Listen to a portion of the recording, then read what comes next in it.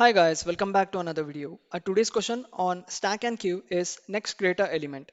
The question states that given an array of size n having distinct elements, the task is to find the next greater element for each element of the array in order of the appearance in the array. Next greater element of an element in the array is the nearest element on the right which is greater than the current element. And in case if it does not exist any current greater element to the right side, then the next greater will be minus 1. For example, the next greater for the last element is always minus 1. Let's have a look at the examples. In case of example 1, the number of elements are 4 and the array elements are 1, 3, 2, 4. So as we can see that the next greater for 1 is 3, for 3 it is 4, for 2 as well it is 4, and since 4 is the last element, the next greater is minus 1. So the output will be 3, 4, 4, minus 1. In case of example 2, the number of elements in the array are 5 and the array elements are 6, 8, 0, 1, 3. So the next greater element for 6 is 8. For 8 it is minus 1. For 0 it is 1 and for 1 it is 3. And for 3, since it is the last element, the next greater is minus 1. So the output will be 8 minus 1, 1, 3, minus 1.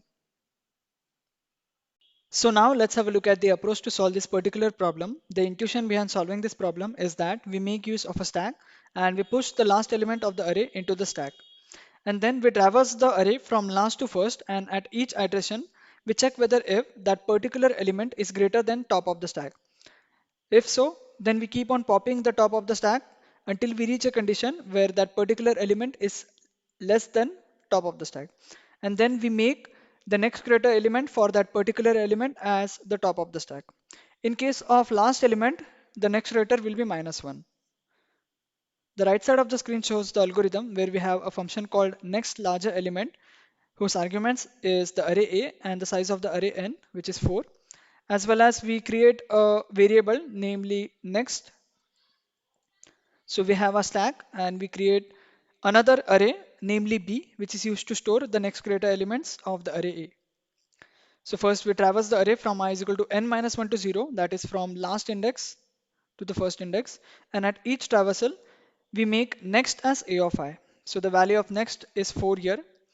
Then we check whether if the stack is not empty and the next is greater than stack of top. But since stack is empty here, therefore we exit the while loop and check whether if stack is empty. Yes, it is empty. So we make b of I as minus 1. That is the next greater element for the last element is minus 1. And we push that particular element in the stack.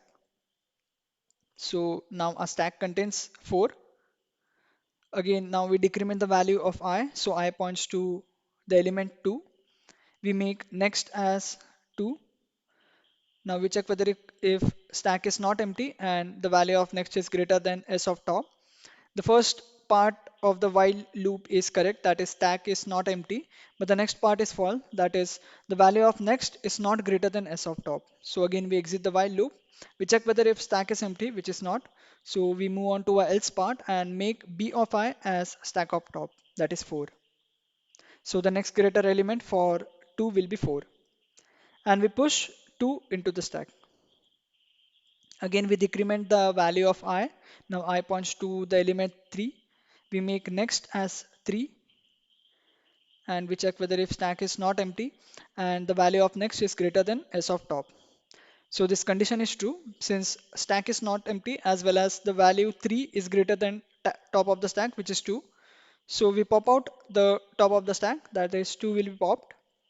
And again we check whether if stack is not empty, which is true, and we check whether if 3 is greater than 4, which is false. So the entire condition is false in the while loop.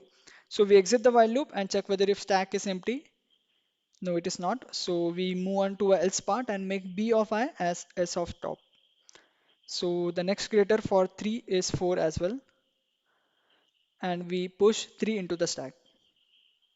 Again we decrement I, the value, so I points to the value 1. We make the value of next as 1. Check whether if stack is not empty, which is true, and next is greater than s of top, which is false. So we exit the while loop. We check whether if stack is empty, which is false. We move on to our else part, make b of I as s of top.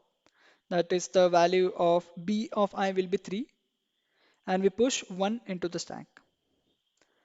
So now again we decrement I. Now I points to -1, which is which is less than 0. So we exit the for loop and we return array B, which contains the next greater element for 1, 3, 2, 4, which are 3, 4, 4, -1.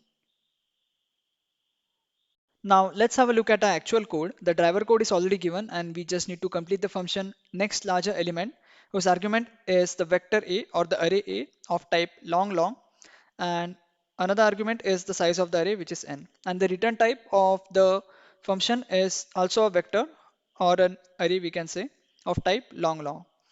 So as we have seen in the explanation part, we have created a stack S of type int, as well as we have created an extra array B of size n, which is used to store the next greater element of the array A. As well as we have created a variable called next. So first we have a for loop which traverses or accesses the elements of the array A from last to first, that is from I is equal to n minus 1 to I is greater than or equal to 0. And at every iteration we make next as A of I, and then we check whether if stack is not empty, as well as the next or the current element is greater than stack of top. If this condition is true, then we pop the topmost element from the stack, and we keep on popping until this condition is true. And then after the while loop, we check whether if stack is empty, then we make B of I as -1, that is for the last element. Else we make B of I as S of top. And then we push that particular element, which is next, to the stack. And finally, we return B, that is a vector containing the next greater elements.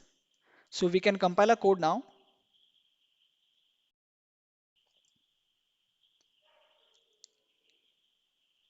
Since the compilation is successful, we can submit.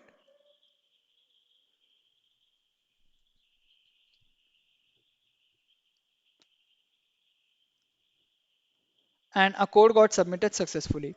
So if you found this video helpful, do hit that like button and subscribe to my YouTube channel for more such upcoming videos on must do coding questions for interview preparations. Thank you.